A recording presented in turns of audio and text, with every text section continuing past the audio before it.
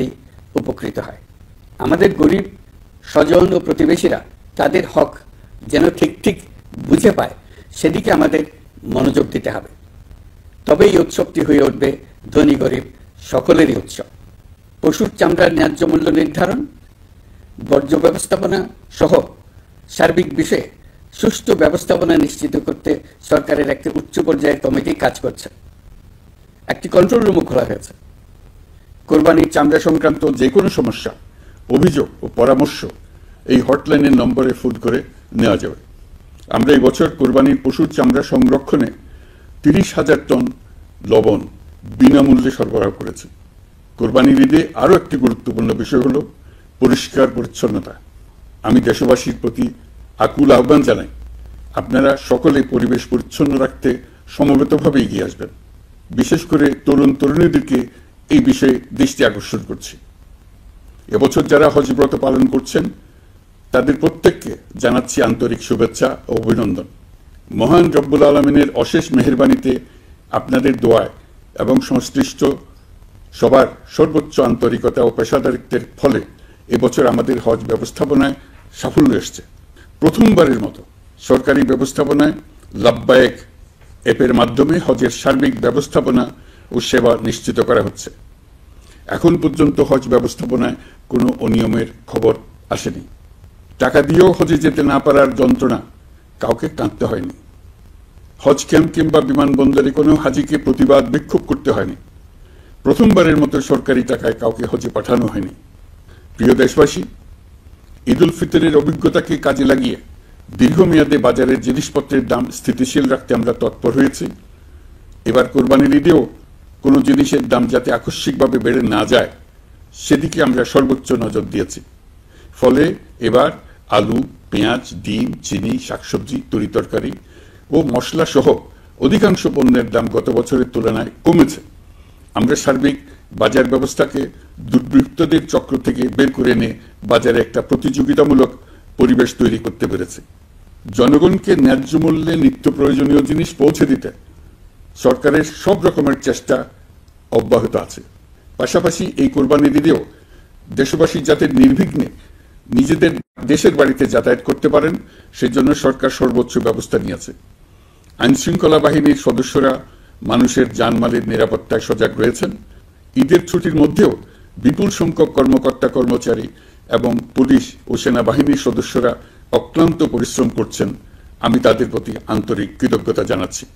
শুধু ঈদের সময় নয়, আগামী দিনে কখনোই বাস, রেল ও বিমান যাত্রায় কোনো ধরনের অনিয়ম যাতে না হয় সেজন্য সরকার একটি কেন্দ্রীয় অনলাইন টিকেটিং প্ল্যাটফর্ম করতে যাচ্ছে, যেখানে একই প্ল্যাটফর্ম থেকেই যাত্রীরা খুব সহজেই বাস, ট্রেন ও ফ্লাইটের টিকিট ক্রয় করতে পারবেন।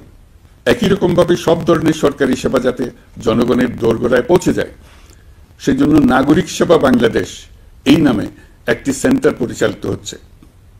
দেশের সর্বত্র শহরে, হাটে বাজারে তরুণ তরুণীদের মাধ্যমে বেসরকারি ব্যবস্থাপনায় সার্ভিস সেন্টার স্থাপনের কাজ শুরু করেছে। এটি ঢাকা শহরে কয়েকটি সেবা কেন্দ্রের মাধ্যমে শুরু হয়েছে। প্রশিক্ষণপ্রাপ্ত স্থানীয় তরুণ উদ্যোক্তারা নাগরিক সেবা কেন্দ্র থেকে সাধারণ নাগরিকদের এনআইডি, পাসপোর্ট, লাইসেন্স, পুলিশের কাছে জিডি করা, কর ফাইলিং করা সহ বিভিন্ন সরকারি ডিজিটাল সেবা দেবেন। এর ফলে দালাল চক্রের খপ্পর থেকে মুক্তি পাওয়া যাবে। নানা রকম হয়রানি ও ভোগান্তি কমবে বলে আমরা আশাবাদী। এই প্রজেক্ট শূন্য বাজেটে আমরা শুরু করেছি। দেশের বিদ্যমান অব্যবহৃত সম্পদ ব্যবহার করেই সামনে এগিয়ে চলা সম্ভব, এটাই আমরা বাস্তবে করে দেখার চেষ্টা করছি। আমাদের চেষ্টা হচ্ছে প্রতিটি মন্ত্রণালয় থেকে যতগুলি সেবা এর আওতায় আনা যায় সবগুলোকে নিয়ে আসা। আমরা চেষ্টা করছি যাতে শিশু জন্মগ্রহণ করা মাত্রই তার জন্ম সনদ পেয়ে যায়। ওটাই হবে তার নাগরিক স্বীকৃতি এবং রাষ্ট্র কর্তৃক তার দায়িত্ব গ্রহণের অঙ্গীকার। ওইখান থেকেই যাবতীয় সকল সনদ সে তার নাগরিক অধিকার হিসেবে ক্রমাগতভাবে সম্মানের সঙ্গে পেতে থাকবে। এক অফিস থেকে আরেক অফিসে তার দৌড়াতে হবে না, দালালের পেছনে মাসের পর মাস ঘুরতে হবে না। বিদেশ সফরে গেলে সেখানকার প্রবাসী বাংলাদেশিরা প্রায় আমাদেরকে সরকারি সেবা পেতে নানা রকম দুর্ভোগের এখন 7up 1 লিটার 20 টাকা ছাড়ে মাত্র 70 টাকা পরিচালিত নাগরিক সেবা কেন্দ্র স্থাপনের উদ্যোগ নিচ্ছি। সেখান থেকে তারা পাসপোর্ট নবায়ন, জাতীয় পরিচয়পত্র ইত্যাদি সংগ্রহ করতে পারবেন। এগুলো কঠিন কাজ, এগুলোকে কঠিন করা হয়েছে, কিন্তু এখন সরকারের অভ্যন্তরে সাহসী ও উদ্যোগী সিনিয়র সচিব এবং ডিজিদের সহযোগিতায় অন্তর্বর্তী সরকারের মেয়াদকালে আমরা এটা সমাপ্ত করতে বদ্ধপরিকর।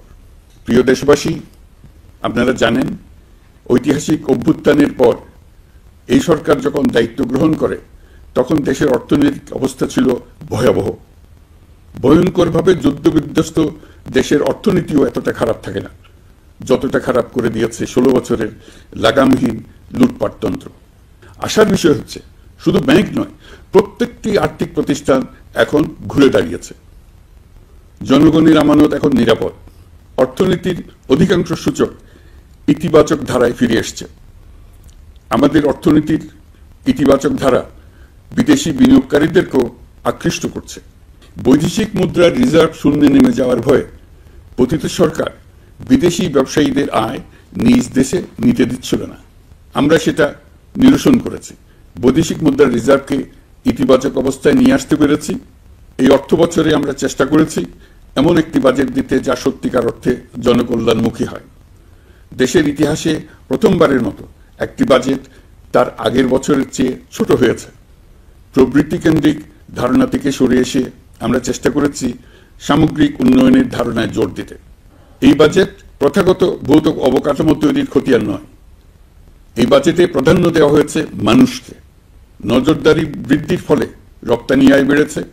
অর্থনীতির দুঃসময়ে আমাদের প্রবাসী ভাই বোনেরা রেমিটেন্স যোদ্ধা হিসেবে এগিয়ে এসছেন, যার ফলে রেমিটেন্স প্রবাহ উল্লেখযোগ্যভাবে বৃদ্ধি পেয়েছে।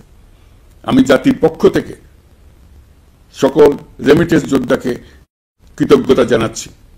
স্বৈরাচারী সরকারের পতনের পর অর্থ পাচার রোধে কঠিন পদক্ষেপ নিয়েছে অন্তর্বর্তী সরকার। এছাড়া পুরনো আমদানির দায় পরিশোধ হওয়ায় বৈদেশিক মুদ্রার রিজার্ভের উপরও চাপও কমেছে। রাজস্ব আদায় বাড়ানোর জন্য পূর্ব ঘোষণা অনুযায়ী জাতীয় রাজস্ব বোর্ড এনবিআর ভেঙে অর্থ মন্ত্রণালয়ের অধীনে রাজস্ব নীতি বিভাগ এবং রাজস্ব ব্যবস্থাপনা বিভাগ নামে দুটি স্বতন্ত্র বিভাগ প্রতিষ্ঠা করা হয়েছে। এটি একটি বড় কাঠামোগত সংস্কার। এই সিদ্ধান্তের ফলে বিশাল আকারের দুর্নীতি কমবে, রাজস্ব ব্যবস্থার দক্ষতা বাড়বে, স্বার্থের দ্বন্দ্ব কমবে এবং রাজস্ব আহরণের আওতা সম্প্রসারিত হবে। অর্থনীতি সহ বিগত মাসগুলোতে সরকারের প্রত্যেকটি মন্ত্রণালয় ছোট বড় বহু সংস্কারের উদ্যোগ নিয়েছে। মোট 54টি মন্ত্রণালয়ে 1000-এরও উপরে সংস্কার ও উন্নয়ন সংক্রান্ত পদক্ষেপ নেওয়া হয়েছে। এর পাশাপাশি আমরা যে সংস্কার কমিশন করেছিলাম তাদের সুপারিশের মধ্য থেকে আশু করণীয় সুপারিশগুলো দ্রুত বাস্তবায়নের জন্য মন্ত্রণালয়গুলো কাজ করে যাচ্ছে। মে মাস পর্যন্ত বিভিন্ন সংস্কার কমিশন থেকে প্রাপ্ত সুপারিশের ভিত্তিতে 54টি মন্ত্রণালয়ে 129টি সুপারিশ বাস্তবায়ন করা হয়েছে। এই সকল সংস্কার কাজের মধ্যে কয়েকটি চুম্বক অংশ আজ আপনাদের সামনে তুলে ধরতে চাই। আইন ও বিচার বিভাগ মোট 33টি গুরুত্বপূর্ণ সুপারিশ ইতিমধ্যে বাস্তবায়ন করেছে। এর মধ্যে উল্লেখযোগ্য হল ইন্টারন্যাশনাল ক্রাইমস ট্রাইব্যুনাল অ্যাক্ট 1973 সংশোধন ও পুনর্গঠন করে আইনটি আন্তর্জাতিক মানের সাথে সামঞ্জস্যপূর্ণ করা। বিচার বিভাগীয় সংস্কার কমিশনের প্রস্তাব অনুযায়ী সুপ্রিম কোর্ট বিচারক নিয়োগ অধ্যাদেশ 2025 প্রণয়ন ও জারি করা হয়েছে। এর অধীনে প্রথমবারের মতো বাংলাদেশের ইতিহাসে গণবিজ্ঞপ্তির মাধ্যমে সুপ্রিম কোর্টে বিচারক নিয়োগের সুযোগ তৈরি হয়েছে। দেওয়ানি কার্যবিধির সংশোধন করা হয়েছে, যার ফলে এখন বাদীকে আর দিনের পর দিন সশরীরে আদালতে যেতে হবে না। এক একটি দেওয়ানি মামলা নিষ্পত্তি হতে আগে যত সময় লাগত, এই সংশোধনের ফলে সময়সীমা অর্ধেকে কমিয়ে আনা সম্ভব হবে বলে আমরা মনে করছি।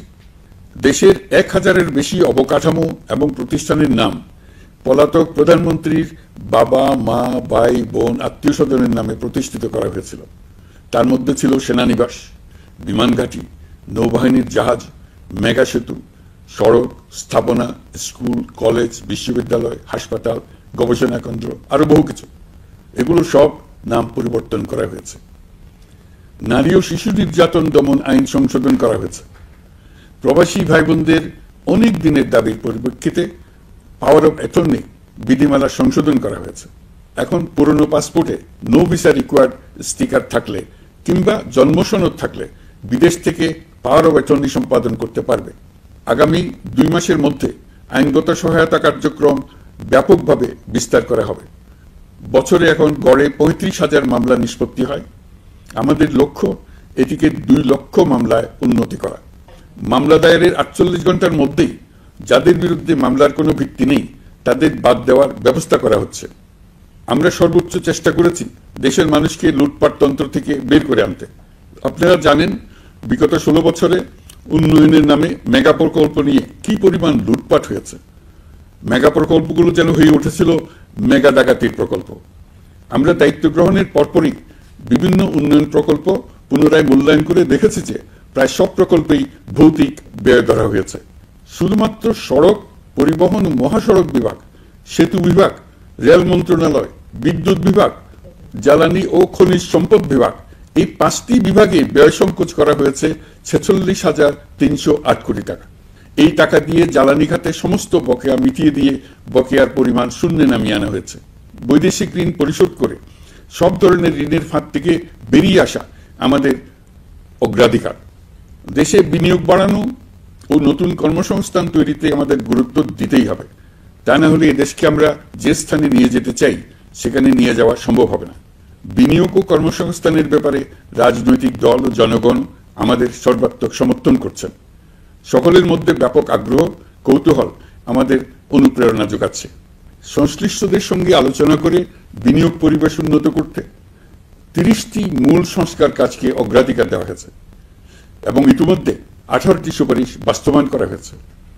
বিনিয়োগ বান্ধব পরিবেশ গড়ে তুলতে এবং দেশি বিদেশি শিল্প প্রতিষ্ঠানের মধ্যে সংযোগ সৃষ্টি করতে আমরা সর্বোচ্চ চেষ্টা করে যাচ্ছি। গত অক্টোবর হতে মার্চ পর্যন্ত নেট বিদেশি বিনিয়োগ এসছে মোট 756 মিলিয়ন মার্কিন ডলার, অর্থাৎ প্রায় 9,247 কোটি টাকা। বাংলাদেশ ইনভেস্টমেন্ট সামিট 2025-এ নির্দিষ্ট খাতভিত্তিক সেশনের মাধ্যমে ব্যবসায়ী চেম্বার, ব্যাংক ও বেসরকারি খাতের অন্যান্য অংশীদারদের মধ্যে আলোচনা হয়েছে। ইনভেস্টমেন্ট সামিটে বিদেশি বিনিয়োগকারীরা ও রাজনৈতিক দলগুলোর মধ্যেও আলোচনার জন্য আলাদা ব্যবস্থা রাখা হয়েছিল, যাতে করে পরবর্তীতে যে দলই ক্ষমতায় আসুক না কেন তারা যেন বিনিয়োগ বান্ধব বাংলাদেশ গড়তে নিজেদের প্রতিশ্রুতির কথা জানাতে পারেন। সম্প্রতি চীনের বাণিজ্য মন্ত্রী চীনের 100টি কোম্পানির প্রায় 150 বিনিয়োগকারী ও ব্যবসায়ী নিয়ে বাংলাদেশে এসছেন। আমরা আশা করছি খুব দ্রুতই বড় আকারের বিদেশি বিনিয়োগ দেখতে পাব। সম্প্রতি আমি চীন, কাতার, জাপান সহ কয়েকটি দেশ সফর করেছি। এসব সফরেও বিভিন্ন বৈঠকে বাংলাদেশের অর্থনৈতিক সম্ভাবনা অগ্রগতির কথা তুলে ধরেছে। দ্বিপাক্ষিক বাণিজ্য বিনিয়োগের বিষয়ে ফলপ্রসূ আলোচনা হয়েছে। আরো বেশি সংখ্যক বাংলাদেশি যাতে বিদেশে কর্মসংস্থানের সুযোগ পায় সে চেষ্টা করেছে। বাংলাদেশে কাতারি বিনিয়োগকারীদের জন্য একটি বিশেষ অর্থনৈতিক অঞ্চল গড়ে তোলার বিষয়ে আমাদের মধ্যে আলোচনা হয়েছে।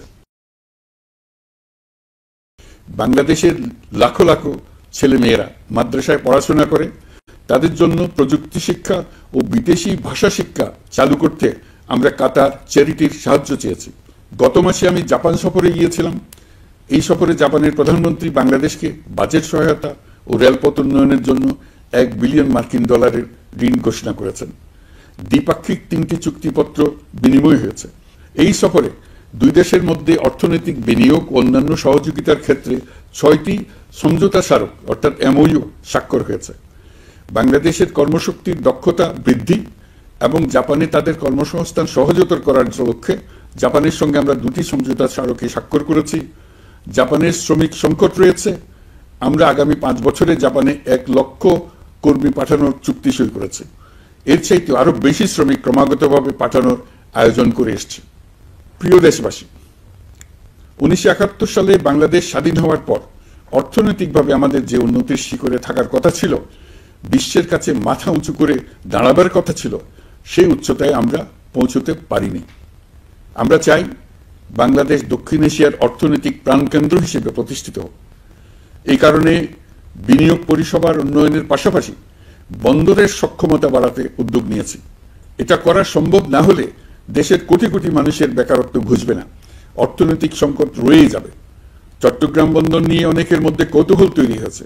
মাঝে মাঝে এমন কথাও শুনেছি যে এই বন্দর বিদেশিদেরকে নাকি দিয়ে দেওয়া হচ্ছে। আমি আগেও জানিয়েছি, চট্টগ্রাম বন্দর হলো বাংলাদেশের অর্থনীতির হৃৎপিণ্ড। বর্তমানে এই হৃৎপিণ্ড অতি দুর্বল। এখন যে অবস্থায় আছে সেই অবস্থায় তাকে রেখে দিলে আমাদের অর্থনীতিকে সামনে এগিয়ে নিয়ে যাওয়া সম্ভব হবে না। এই হৃৎপিণ্ডকে বড় করতে হবে, মজবুত করতে হবে, সুঠাম করতে হবে। তা করতে হলে বহু উদ্যোগ গ্রহণ করতে হবে, অভিজ্ঞদের সাহায্য লাগবে। আমরা যাদের সঙ্গে যোগাযোগ করেছি তারা বন্দর ব্যবস্থাপনায় বিশ্বের সেরা, সবচেয়ে অভিজ্ঞ। তারা ইউরোপ, কানাডা, অস্ট্রেলিয়া, চীন, দক্ষিণ কোরিয়া, ভারত, পাকিস্তান, তুরস্ক, মধ্যপ্রাচ্য ও আফ্রিকা সহ বিশ্বজুড়ে বন্দর পরিচালনা করে। তাদের কাজ বন্দর ব্যবস্থাপনা। আমাদের লক্ষ্য হলো বন্দর ব্যবস্থাপনার কাজ যত তাড়াতাড়ি সম্ভব তাদের কাছ থেকে শিখে নেওয়া। আমি গ্যারান্টি দিয়ে বলতে পারি, যদি 31 সালের মধ্যে আমরা বন্দরের কাজ শিখে ফেলি, এর পরবর্তী 5 বছরে অর্থাৎ 36 সালের মধ্যে পৃথিবীর যত দেশে যত বন্দর এই কোম্পানিগুলো চালায় তাদের বহু বন্দর এই বাংলাদেশিরাই পরিচালনা করবে। আপনারা যে বন্দরেই পা দেবেন দেখবেন সেখানে বাংলাদেশিরা আছেন। বহু লোকের কর্মসংস্থান হবে, বহু লোকের উপরে ওঠার সুযোগ হবে। তাদের নিজেদের প্রয়োজনেই তারা আমাদের চাকরি দেবে। আগে যে কোনো জাহাজে চড়লে দেখতাম জাহাজের নাবিক চট্টগ্রামের কিংবা সিলেটের। বন্দরের কাজ একবার শিখে নিতে পারলে ভবিষ্যতে আমরা যে বন্দরে যাব না কেন দেখব সেখানে চট্টগ্রাম, নোয়াখালী, সিলেট আর বরিশালের লোক, বাংলাদেশের লোক। আমাদের বন্দর যদি আধুনিক হয় তা শুধু বাংলাদেশের অর্থনীতিতেই ভূমিকা রাখবে না, বরং আমরা নেপাল, ভুটান সহ পার্শ্ববর্তী সকল দেশের অর্থনীতিতে ইতিবাচক ভূমিকা রাখতে সক্ষম হব। এই বন্দরই হবে অঞ্চলের অর্থনীতির সমৃদ্ধির চাবিকাঠি। কুমিরা থেকে টেকনাফ পর্যন্ত নানা বন্দরের কর্মচাঞ্চল্যে সমগ্র উপকূল অঞ্চল দক্ষিণ এশিয়ার একটি গুরুত্বপূর্ণ অর্থনৈতিক প্রাণকেন্দ্র হিসেবে প্রতিষ্ঠিত হবে। এই পুরো অঞ্চলে অনেকগুলো শিল্পাঞ্চল গড়ে উঠবে শুধু সমুদ্রের সান্নিধ্য এবং তার ব্যবহারের দক্ষতার কারণে। তার সঙ্গে গড়ে উঠবে আরেকটি নতুন শিল্প, আধুনিক পদ্ধতিতে সমুদ্রে মাছ পালন, আহরণ ও প্রক্রিয়াজাতকরণের শিল্প। এটি আরেকটি নতুন জগৎ সৃষ্টি করবে। এই ব্যাপারে আমরা আমাদের বন্ধু দেশগুলোর সঙ্গে আলোচনা শুরু করেছি এবং তারা উৎসাহ সহকারে সাড়া দিয়েছেন। বন্দর ব্যবস্থাপনার জন্য আমরা যাদেরকে আনছি তারা পৃথিবীর যেসব দেশে কাজ করে সেসব কোনো দেশেরই সার্বভৌমত্ব, জাতীয় নিরাপত্তা হুমকির মুখে পড়েনি। আমি দেশবাসীর প্রতি আহ্বান জানাই, আপনারা নিজেদেরকে ভিত্তিহীন বিরোধিতা এবং অপপ্রচারের শিকার হতে দেবেন না। অন্তর্বর্তীকালীন সরকারের বন্দর ব্যবস্থাপনার উদ্যোগে আপনাদের দৃঢ় সমর্থন অব্যাহত রাখুন। যারা বিরোধিতা করছে তাদের প্রতিহত করুন। আপনারা জানেন আমাদের দেশে এখন 12 লক্ষ রোহিঙ্গা বসবাস করছে। প্রায় 1 লাখ রোহিঙ্গা এসছে 2023 সাল থেকে 2024 সালের সেপ্টেম্বর সময়কালে, যখন রাখাইন রাজ্যে ব্যাপক যুদ্ধাবস্থা বিরাজ করছিল। সেখানে চলমান সংঘাত ও মানবিক পরিস্থিতির কারণে এখনো অনেকে আসতে চেষ্টা করছেন।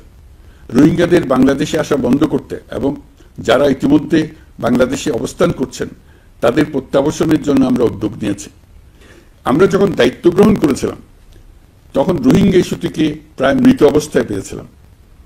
আন্তর্জাতিক এজেন্ডা থেকে ইস্যুটি ঝরে পড়েছিল। সেই অবস্থা থেকে আমরা ইস্যুটিকে বিশ্ববাসীর দৃষ্টির সম্মুখভাবে নিয়ে আসতে পেরেছি। আমি গত বছর সেপ্টেম্বর মাসে জাতিসংঘ সাধারণ পরিষদে রোহিঙ্গা বিষয়ক একটি আন্তর্জাতিক সম্মেলন অনুষ্ঠানের আহ্বান জানিয়েছিলাম। আপনারা জেনে খুশি হবেন, জাতিসংঘের সকল সদস্য রাষ্ট্র এই বিষয়ে একমত হয়েছে এবং তারা একটি উচ্চ পর্যায়ের আন্তর্জাতিক সম্মেলন আয়োজনের সিদ্ধান্ত দিয়েছে। এই বছর সেপ্টেম্বর মাসে যুক্তরাষ্ট্রের নিউ ইয়র্কে এই সম্মেলনটি অনুষ্ঠিত হবে। একই সাথে রোহিঙ্গাদের প্রত্যাবাসনের জন্য আমরা আন্তর্জাতিক জনমত গঠন করতে পেরেছি। গত মার্চ মাসে বাংলাদেশ সফরে এসে জাতিসংঘের মহাসচিব অ্যান্টোনিও গুতেরেস পরিষ্কারভাবে ঘোষণা করেছেন যে মিয়ানমারের প্রত্যাবাসনই রোহিঙ্গা সমস্যার একমাত্র সমাধান। প্রত্যাবাসনের বিষয়ে আরেকটি বড় অগ্রগতি হচ্ছে মিয়ানমার সরকার কর্তৃক প্রত্যাবাসনযোগ্য রোহিঙ্গাদের সর্বপ্রথম তালিকা ঘোষণা। গত এপ্রিল মাসে ব্যাংককে বিমস্টেক সম্মেলনের সাইডলাইনে আলোচনার সময় মিয়ানমার সরকার প্রথমবারের মতো 1,80,000 রোহিঙ্গা প্রত্যাবাসন যোগ্য বলে ঘোষণা করেছে। রোহিঙ্গাদের প্রত্যাবাসনে ও আমাদের সীমান্তের নিরাপত্তা নিশ্চিত করতে মিয়ানমারের সরকার সহ সেখানকার বিদ্রোহী গোষ্ঠীর সাথে আনুষ্ঠানিক ও অনানুষ্ঠানিক যোগাযোগ রাখা হচ্ছে। আমরা যত দেশেই সফর করেছি সব দেশেই রোহিঙ্গা সংকট মোকাবেলায় রাষ্ট্রীয় নেতা ও সরকারের প্রতিনিধিদের সঙ্গে আলোচনা করেছি, তাদের সহযোগিতা চেয়েছে। তারা ইতিবাচকভাবে আমাদের আহ্বানে সাড়া দিয়েছেন।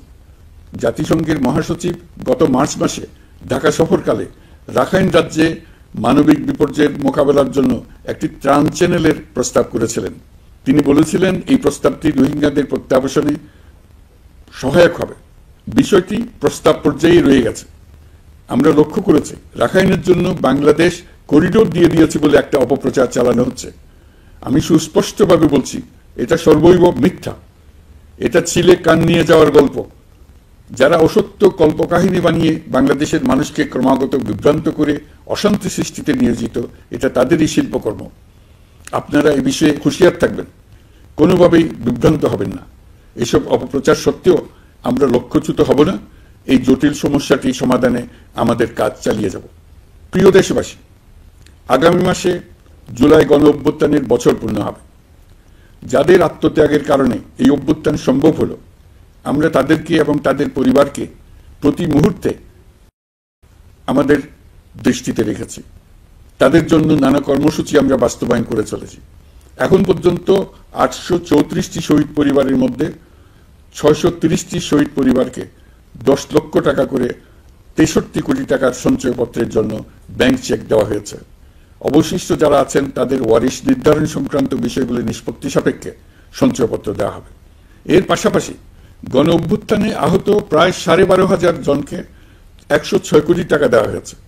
গণ অভ্যুত্থানে আহতদের মধ্যে সরকারি বেসরকারি বিভিন্ন হাসপাতালে এই পর্যন্ত 15,393 জন চিকিৎসা গ্রহণ করেছেন।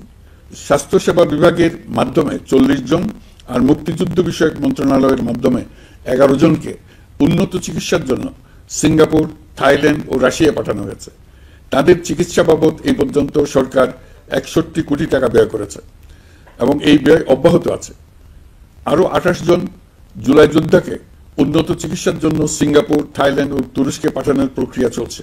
এখন পর্যন্ত বিভিন্ন হাসপাতালে চিকিৎসাধীনদের যুক্তরাজ্য, যুক্তরাষ্ট্র, ফ্রান্স, সিঙ্গাপুর, থাইল্যান্ড, চীন, মালয়েশিয়া ও নেপাল থেকে 26 জন বিশেষজ্ঞ চিকিৎসক এসে বিনামূল্যে চিকিৎসা দিয়েছেন। এই চিকিৎসকবৃন্দ শুধু যাতায়াত খরচ গ্রহণ করেছেন, এর বেশি কিছু তারা গ্রহণ করতে চান নাই। আমরা তাদের প্রতি কৃতজ্ঞ। এই পর্যন্ত শহীদ পরিবারগুলোকে সঞ্চয়পত্র প্রদান, আহত ব্যক্তিদের চিকিৎসা ও চেক প্রদান বাবদ সরকার মোট 285 কোটি টাকা ব্যয় করেছে। প্রিয় দেশবাসী, আমি শুরু থেকেই বলেছি, পতিত স্বৈরাচার বাংলাদেশকে যেভাবে ধ্বংসস্তূপ বানিয়েছে, সেখান থেকে নতুন করে যাত্রা শুরু করতে হলে ন্যূনতম 3টি আবশ্যিক কাজ সম্পন্ন করতে হবে। প্রথমত, বিচার ও জবাবদিহিতা প্রতিষ্ঠার উদ্যোগ দৃশ্যমান করে তোলা। দ্বিতীয়ত, রাষ্ট্রের গণতান্ত্রিক পুনর্গঠন ও প্রাতিষ্ঠানিক কাঠামোর সংস্কার সাধনে প্রয়োজনীয় ঐক্যমত ও পথনকশা তৈরি করা। তৃতীয়ত, একটি অবাধ, সুষ্ঠু ও শান্তিপূর্ণ নির্বাচন আয়োজন করে ক্ষমতা হস্তান্তরের গণতান্ত্রিক প্রক্রিয়া সম্পন্ন করা। এই লক্ষ্যে ধ্বংসপ্রাপ্ত নির্বাচন ব্যবস্থাকে স্থায়ীভাবে সংস্কার করা। এই 3টি ম্যান্ডেট হচ্ছে দেশবাসীর সাথে আমাদের চুক্তি। 24-এর শহীদের রক্তে ভেজা এই চুক্তি আপনাদের সার্বিক সমর্থন, আস্থা ও সহযোগিতা নিয়ে এবং পতিত শক্তি ও তার দোসরদের সৃষ্ট সকল বাধা বিপত্তিকে পরাভূত করে আমরা সম্মিলিতভাবে বাস্তবায়ন করতে সক্ষম হব বলে আমার দৃঢ় বিশ্বাস। গত বছর জুলাই আগস্ট মাসে সংঘটিত হত্যাযজ্ঞ সহ বিগত 16 বছরের গুম খুন নির্যাতনের সত্য উদ্ঘাটন এবং আর্থিক খাতের সীমাহীন দুর্নীতি, অনিয়ম ও অপরাধের বিচার প্রক্রিয়া আমরা শুরু করেছি। মানবতা বিরোধী অপরাধের বিচারের জন্য আন্তর্জাতিক অপরাধ ট্রাইব্যুনাল গঠনের পর প্রসিকিউশন টিম গঠন ও তদন্ত কর্মকর্তা নিয়োগের পাশাপাশি বিচারিক কার্যক্রম পরিচালনা প্রক্রিয়াধীন ছিল। যত দ্রুত সম্ভব বিচার কাজ শুরুর ব্যাপারে আমরা আশাবাদী ছিলাম।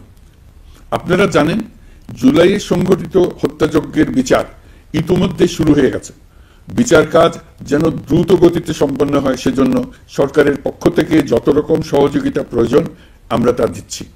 বিচারের জন্য আন্তর্জাতিক অপরাধ ট্রাইব্যুনালের এজলাস কক্ষ ডিজিটাল প্রযুক্তিতে সমৃদ্ধ করা হয়েছে। ইতিহাসে প্রথমবারের মতো কোনো বিচার পর্ব আদালতের অনুমতিক্রমে সরাসরি কিংবা রেকর্ডকৃত পদ্ধতিতে গণমাধ্যমে প্রচারিত হচ্ছে। আমরা বিশ্বাস করি এতে করে বিচার বিভাগের প্রতি মানুষের আস্থা বাড়বে, বিচার নিয়ে অপপ্রচার বন্ধ হবে। প্রসিকিউশন বলছে বিগত সরকার পতনের পর তাদের আজ্ঞাবহ ব্যক্তিরা বিভিন্ন গুরুত্বপূর্ণ সাক্ষ্য প্রমাণ বিনষ্ট করার চেষ্টা করেছে। থানা, হাসপাতাল সহ গুরুত্বপূর্ণ স্থানের দলিলপত্র পুড়িয়ে বা লুকিয়ে নষ্ট করার চেষ্টা করা হয়েছে। বিভিন্ন অপরাধমূলক স্থাপনার আকার আকৃতি, দেয়াল ইত্যাদি ভেঙে এবং বিকৃত করে প্রমাণ লুকানোর চেষ্টা করা হয়েছে। বিভিন্ন ডিজিটাল এভিডেন্স যেমন ভিডিও, অডিও, ইন্টারনেট ডেটা যেগুলো ডিলিট বা ধ্বংস করার চেষ্টা করা হয়েছে, তদন্ত কর্মকর্তারা সর্বাধুনিক প্রযুক্তি ব্যবহার করে সেগুলো রিকভার এবং রেস্টোর করার কাজ করছেন। এই কাজে আমরা দেশবাসীর কাছেও সহযোগিতা কামনা করছি।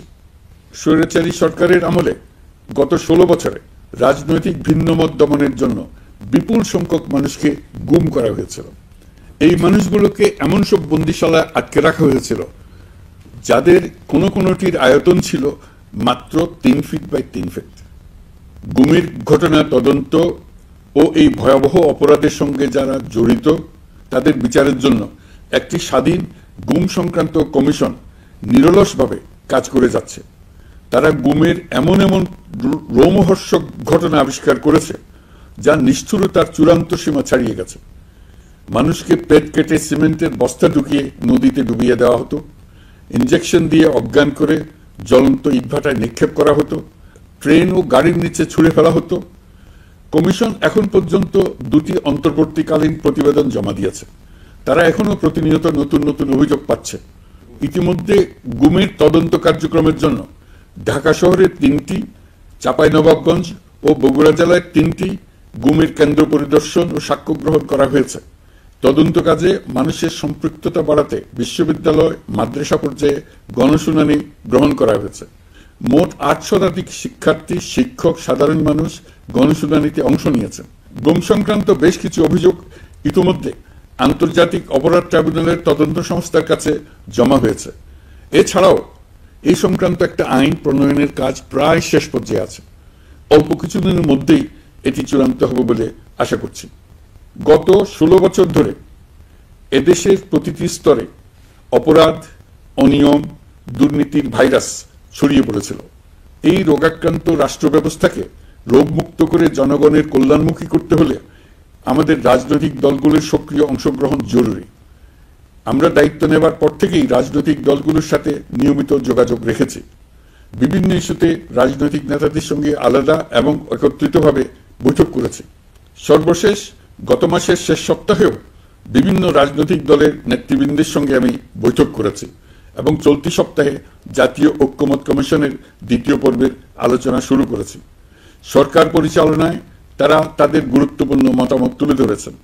রাজনৈতিক দলগুলো শুরু থেকে আমাদের সাথে সহযোগিতা করে আসছেন এবং সবসময় তারা সহযোগিতা অব্যাহত রাখার প্রতিশ্রুতি দিয়েছেন। প্রিয় দেশবাসী, আপনাদের নিশ্চয় মনে আছে জুলাই গণঅভ্যুত্থানের নেতৃত্ব অংশ নেওয়া শিক্ষার্থীরা একটি জুলাই ঘোষণাপত্র দেওয়ার কথা জানিয়েছিল। তারা আমাকেও সেখানে আমন্ত্রণ জানায়। আমি বলেছিলাম দেশের সকল রাজনৈতিক ব্যক্তিবর্গ, নাগরিক সমাজের প্রতিনিধি সহ অন্যদের সঙ্গে নিয়ে সকলে মিলে এই ঘোষণাপত্র দেওয়া ভালো হবে। এর পাশাপাশি আগামী জুলাই মাসেই সকল রাজনৈতিক দলের ঐকমত্যের ভিত্তিতে একটি জুলাই সনদ প্রস্তুত করে আমরা জাতি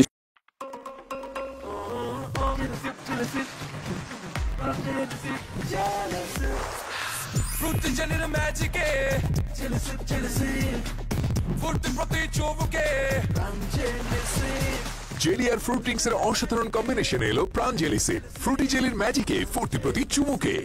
আশা করছি এই জুলাই সনদ হলো একটি প্রতিশ্রুতি, একটি জনকল্যাণমুখী রাষ্ট্র নির্মাণের জন্য সংস্কার কমিশন যে প্রস্তাবগুলো দিয়েছে সেগুলোর মধ্য থেকে রাজনৈতিক দলগুলো যে কয়টিতে একমত হয়েছে তার তালিকা থাকবে এই সনদে।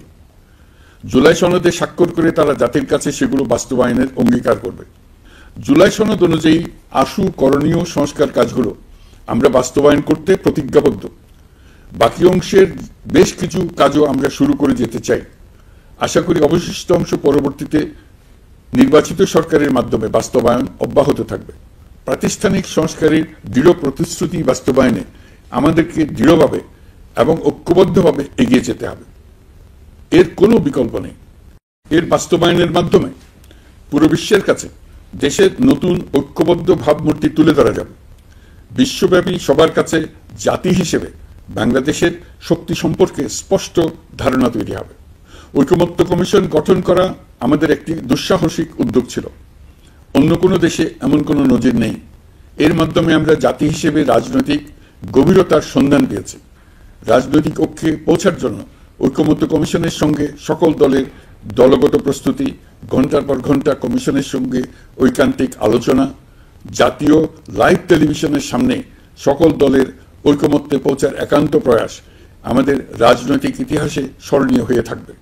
এই কমিশনের চেয়ারম্যান হিসেবে আমি সকল রাজনৈতিক দলের কাছে তাদের সীমাহীন ধৈর্য এবং কমিশনের প্রতি তাদের সহযোগিতা এবং সৌজন্য প্রকাশের জন্য জাতির পক্ষ থেকে ধন্যবাদ জানাচ্ছি।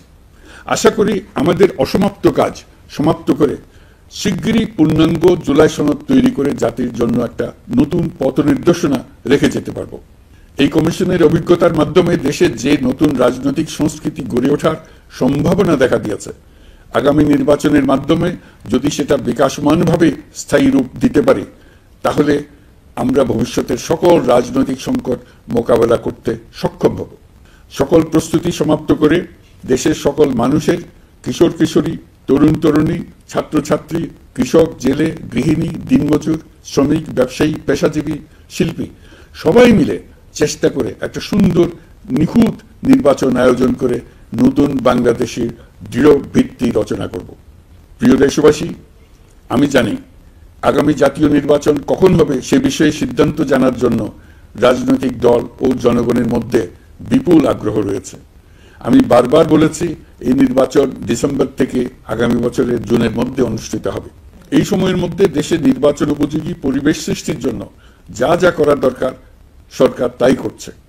এখানে মনে রাখা জরুরি, বাংলাদেশ স্বাধীনতার পর থেকে যতবার গভীর সংকটে নিমজ্জিত হয়েছে তার সবগুলোরই প্রধান কারণ ছিল ত্রুটিপূর্ণ নির্বাচন। ত্রুটিপূর্ণ নির্বাচন প্রক্রিয়ায় বারবার ক্ষমতা কক্ষিগত করার মধ্য দিয়ে একটি রাজনৈতিক দল বর্বর ফ্যাসিস্টে পরিণত হয়েছিল। এই ধরনের নির্বাচন যারা আয়োজন করে তারা জাতির কাছে অপরাধী হিসেবে চিহ্নিত হয়ে যায়। এমন নির্বাচনের মধ্য দিয়ে যে দল ক্ষমতায় আসে তারাও জনগণের কাছে ঘৃণিত হয়ে থাকে। এই সরকারের একটি বড় দায়িত্ব হলো একটি পরিচ্ছন্ন, উৎসবমুখর, শান্তিপূর্ণ, বিপুলভাবে অংশগ্রহণের পরিবেশে একটি নির্বাচন অনুষ্ঠান করা, এমন একটি নির্বাচন আয়োজন করা যাতে করে দেশ ভবিষ্যতে নতুন সংকটে না পড়ে। এই জন্য সবচেয়ে বেশি গুরুত্বপূর্ণ হলো প্রাতিষ্ঠানিক সংস্কার। যেই প্রতিষ্ঠানগুলো নির্বাচনের সঙ্গে সরাসরি জড়িত সেগুলোতে যদি সুশাসন নিশ্চিত করা না যায় তাহলে ছাত্র জনতার সকল আত্মত্যাগ বিফলে যাবে। সংস্কার, বিচার, নির্বাচন এই তিনটি ম্যান্ডেটের ভিত্তিতে আমরা দায়িত্ব গ্রহণ করেছিলাম। সেই বিবেচনায় আগামী রোজার ঈদের মধ্যে সংস্কার ও বিচারের বিষয়ে আমরা একটি গ্রহণযোগ্য জায়গায় পৌঁছতে পারবো বলে বিশ্বাস করি। বিশেষ করে মানবতা বিরোধী অপরাধের বিচার, যা কিনা জুলাই গণ অভ্যুত্থানের শহীদদের প্রতি আমাদের সম্মিলিত দায়, সে বিষয়ে আমরা দৃশ্যমান অগ্রগতি দেখতে পারবো। এতে আমাদের উপর আপনাদের অর্পিত ম্যান্ডেট ন্যূনতম হলেও বাস্তবায়ন করে যেতে পারবো। সেই বিবেচনায় ও ইতিহাসে সবচেয়ে অবাধ, সুষ্ঠু, প্রতিদ্বন্দ্বিতামূলক ও গ্রহণযোগ্য নির্বাচন আয়োজনের জন্য সকল পক্ষের সঙ্গে আমরা আলোচনা করেছি। পাশাপাশি বিচার, সংস্কার ও নির্বাচন সংক্রান্ত চলমান সংস্কার কার্যক্রম পর্যালোচনা করে আমি আজ দেশবাসীর কাছে ঘোষণা করছি যে আগামী জাতীয় নির্বাচন 2026 সালের এপ্রিলের প্রথমার্ধের যে কোনো একটি দিনে অনুষ্ঠিত হবে। এই ঘোষণার ভিত্তিতে নির্বাচন কমিশন উপযুক্ত সময়ে আপনাদের কাছে নির্বাচনের বিস্তারিত রোডম্যাপ প্রদান করবে। আমরা এমন নির্বাচন চাই যা দেখে অভ্যুত্থানের শহীদদের আত্মা তৃপ্তি পাবে, তাদের আত্মা শান্তি পাবে। আমরা চাই আগামী নির্বাচনে সবচেয়ে বেশি ভোটার, সবচেয়ে বেশি প্রার্থী ও দল অংশ নেক। এটা সবচেয়ে অবাধ, সুষ্ঠু ও নিরপেক্ষ নির্বাচন হিসেবে জাতির কাছে স্মরণীয় হয়ে থাকুক। 1.5 যুগ পরে দেশে সত্যিকারের একটি জনপ্রতিনিধিত্বশীল সংসদ গঠিত হবে। বিপুল তরুণ গোষ্ঠী এবার জীবনে প্রথম ভোট দেওয়ার সুযোগ পাবে। এসব লক্ষ্যে প্রয়োজনীয় সকল পদক্ষেপ নেওয়ার জন্য আমরা জাতির কাছে অঙ্গীকারবদ্ধ। আমি দেশবাসীর প্রতি আহ্বান জানাই, আপনারা সকল রাজনৈতিক দল এবং আপনাদের এলাকার প্রার্থীদের কাছ থেকে সুনির্দিষ্ট অঙ্গীকার আদায় করে নেবেন, যেন আগামী সংসদের প্রথম অধিবেশনেই যেসব সংস্কারের প্রশ্নে ঐকমত্য অর্জিত হয়েছে তা কোনো প্রকার কাটাছেঁড়া ছাড়াই যেন তারা অনুমোদন করেন। আপনারা ওয়াদা আদায় করে নেবেন যে তারা বাংলাদেশের স্বাধীনতা, সার্বভৌমত্ব, আঞ্চলিক অখণ্ডতা এবং জাতীয় মর্যাদার প্রশ্নে কখনো কোনো প্রকার আপোষ করবেন না এবং দেশের বাইরের কোনো শক্তির কাছে দেশের স্বার্থ বিকিয়ে দেবেন না। আপনারা তাদের কাছে সুনির্দিষ্ট প্রতিশ্রুতি আদায় করে নেবেন এই মর্মে যে তারা কখনোই কোনো অবস্থাতেই আপনাদের গণতান্ত্রিক অধিকার ও মানবিক মর্যাদা ক্ষুণ্ণ করবেন না। আপনারা তাদের কাছে অঙ্গীকার আদায় করে নেবেন যে তারা সম্পূর্ণ সততা ও স্বচ্ছতার সাথে দেশ পরিচালনা করবেন এবং সকল প্রকার দুর্নীতি, দলীয়করণ, টেন্ডারবাজি, সিন্ডিকেটবাজি, চাঁদাবাজি, সন্ত্রাসী কর্মকাণ্ড ইত্যাদি গণবিরোধী কাজ থেকে নিজেদেরকে সম্পূর্ণভাবে মুক্ত রাখবেন। আমি আপনাদের আবারও স্মরণ করিয়ে দিতে চাই যে এবারের নির্বাচন শুধু শান্তিপূর্ণ নির্বাচন করার বিষয় নয়, এটা ছাত্র জনতার অভ্যুত্থানের আকাঙ্ক্ষা নতুন বাংলাদেশ গড়ার নির্বাচন। এই নির্বাচনে পরিচিত দলগুলিই থাকবে, তাদের পরিচিত মার্কাগুলিই থাকবে, কিন্তু ভোটারকে বের করে আনতে হবে যে এই মার্কার পেছনে আপনার কাছে ভোট প্রার্থীরা কে কতটুকু নতুন বাংলাদেশ গড়ার জন্য প্রস্তুত, কে কতটা প্রতিজ্ঞাবদ্ধ। আমরা যারা এই নির্বাচনে ভোটার হব তারা অত্যন্ত সৌভাগ্যবান এবং সৌভাগ্যবতী। আমরা একটা অনন্য ঐতিহাসিক ভূমিকা পালনের সুযোগ ও দায়িত্ব পাচ্ছি। আমরা জাতির নতুন যাত্রাপথ তৈরি করে দেওয়ার দায়িত্ব পাচ্ছি। আমরা নতুন রাজনৈতিক সংস্কৃতি সৃষ্টির মহান সুযোগটা পাচ্ছি। আমাদের সুচিন্তিত ভোটের মাধ্যমেই নতুন বাংলাদেশ নির্মিত হবে। শহীদদের রক্তদান সার্থক হবে। আশা করি বিষয়টা নিয়ে চিন্তা ভাবনা করেই সবাই ভোট কেন্দ্রে যাব এবং দৃঢ়প্রত্যয়ে ভোট দেব। এখন থেকে ভাবনা চিন্তা শুরু করুন, আলোচনা শুরু করুন। এখন থেকে আপনাদের ভোটের গুরুত্বটা বুঝে নিন। আপনার এবারের ভোটের গুরুত্ব ঐতিহাসিক মানদণ্ডে দেখা হবে। প্রিয় দেশবাসী, আমাদের সবসময় মনে রাখতে হবে পতিত ফ্যাসিবাদ ও তার দেশি বিদেশি দোসররা নতুন বাংলাদেশ গড়ার সম্মিলিত প্রচেষ্টাকে পদে পদে বাধাগ্রস্ত করার চেষ্টা চালিয়ে যাচ্ছে। তারা নানামুখী অপপ্রচারে লিপ্ত। তারা সবসময় চাইবে জুলাই অভ্যুত্থানের মাধ্যমে তৈরি হওয়া জাতীয় ঐক্যের শক্তিকে পরাভূত করতে, গণতান্ত্রিক আকাঙ্ক্ষা বাস্তবায়নের প্রচেষ্টাকে লাইনচ্যুত করতে এবং বাংলাদেশকে পুনরায় করায়ত্ত করতে। আমি আগেও বলেছি, আজ আবারও বলছি, আমরা একটা যুদ্ধ অবস্থায় আছি। এখন আমাদের একতাবদ্ধ থাকতে হবে যে কোনো মূল্যে। পরাজিত শক্তি এবং তাদের সহযোগীরা ওত পেতে বসে আছে আমাদের ছোবল মারার জন্য, আমাদের অগ্রযাত্রাকে রুখে দেওয়ার জন্য। আমরা তাদের কিছুতেই এই সুযোগ দেব না। আসুন আমরা আমাদের সম্মিলিত প্রচেষ্টায় প্রিয় মাতৃভূমির স্বাধীনতা, সার্বভৌমত্ব, আঞ্চলিক অখণ্ডতা ও জাতীয় মর্যাদার বিরুদ্ধে যে কোনো আঘাত প্রতিহত করার উদ্দেশ্যে প্রতিরোধের ঐক্যবদ্ধ সুদৃঢ় প্রাচীর গড়ে তুলি। প্রিয় দেশবাসী, সবাইকে আবার ঈদের শুভেচ্ছা ও সালাম জানাচ্ছি।